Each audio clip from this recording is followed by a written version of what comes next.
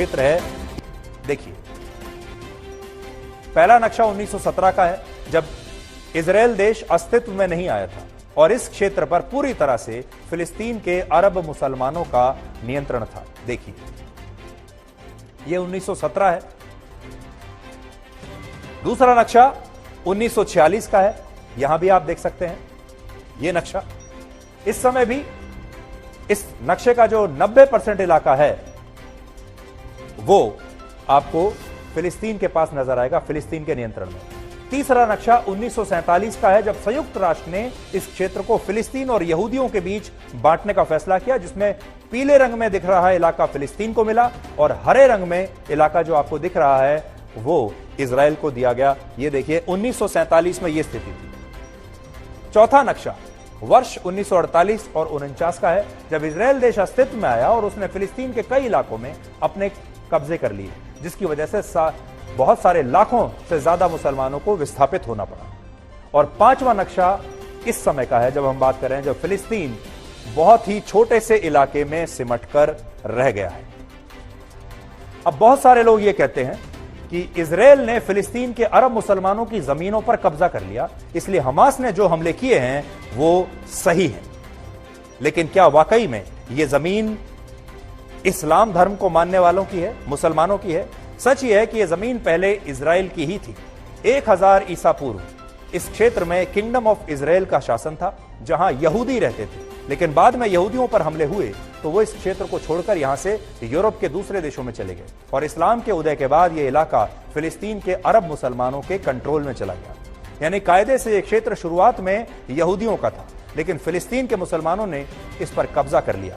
और दूसरे विश्व युद्ध में जब हिटलर ने यहूदियों का नरसंहार किया तो वो वापस इजराइल लौट गए अपनी जान बचाने के लिए और उन्होंने अपनी जमीन वापस ले ली। इजराइल में भी नियंत्रण की सबसे बड़ी लड़ाई पूर्वी जेरूसलम को लेकर है, क्योंकि यह इलाका ईसाई, इस्लाम और यहूदी तीनों धर्मों के लिए अहम है। तो सोचिए, यहां पर 3 धर्म का ये जो छोटा सा क्षेत्र है, यहां से 3 धर्मों की उत्पत्ति हुई है। दुनिया के 3 सबसे बड़े धर्म कह सकते हैं आप इन्हें, हिंदुत्व को अगर हम छोड़ दें। असल में ये तीनों ही धर्म अपनी शुरुआत की कहानी को बाइबल के पैगंबर इब्राहिम से जोड़ते हैं। ईसाई धर्म के लोगों का जुड़ाव इस क्षेत्र से इसलिए है क्योंकि उनका मानना है कि यह वही जगह है जहां कलवारी की पहाड़ी पर ईसा मसीह को सूली पर चढ़ाया गया। उनका मकबरा स्पेल्कर नाम के चर्च के अंदर स्थित है और यह उनके पुनरुत्थान का स्थल भी माना जाता है।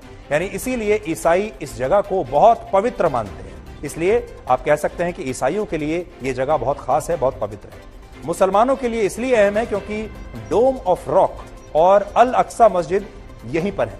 यह मस्जिद इस्लाम का तीसरा सबसे पवित्र स्थल है और मुसलमानों का मानना है कि पैगंबर मोहम्मद साहब ने अपनी यात्रा के दौरान मक्का से यहां तक का सफर तय किया था और सभी जो प्रॉफिट हैं उनकी आत्माओं के साथ उन्होंने प्रार्थना की। इस मस्जिद से कुछ ही कदम की दूरी पर डोम ऑफ रॉक की आधारशिला है और मुसलमान मानते हैं कि यहीं से पैगंबर मोहम्मद साहब जन्नत की तरफ रवाना हुए।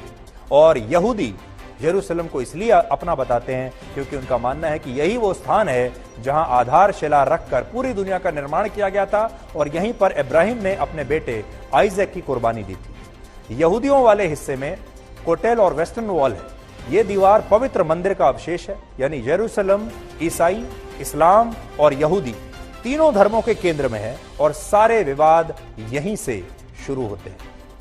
ईसाई धर्म के संस्थापक ईसा मसीह का जन्म यहूदी परिवार में हुआ था, लेकिन जब उन्होंने ईसाई धर्म का प्रचार प्रसार किया तो यहूदियों ने ही उन्हें सूली पर लटका दिया था। इसलिए ईसाई धर्म के लोग यहूदियों से नफरत करते थे।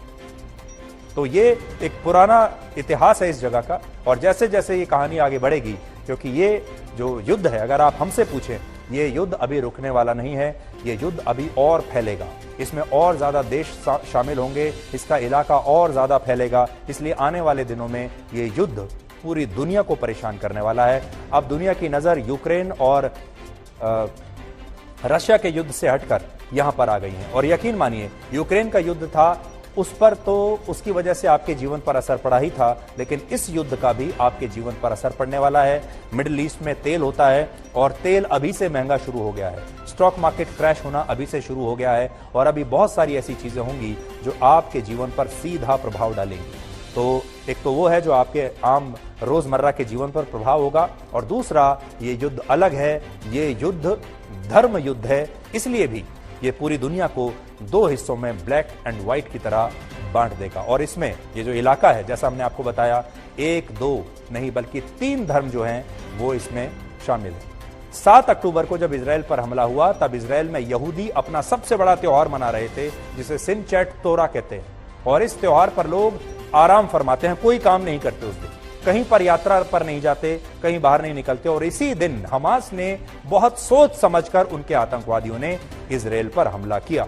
यानी आप ऐसे समझ लीजिए कि हमारे देश में अगर कोई दिवाली के दिन हमला कर दे, हमारे देश में किसी एक बहुत बड़े त्योहार के दिन, जब पूरा देश उस त्योहार को मनाने में व्यस्त हो, उस दिन अगर इतना बड़ा हमला हो जाए, ये बिल्कुल वैसे ही है।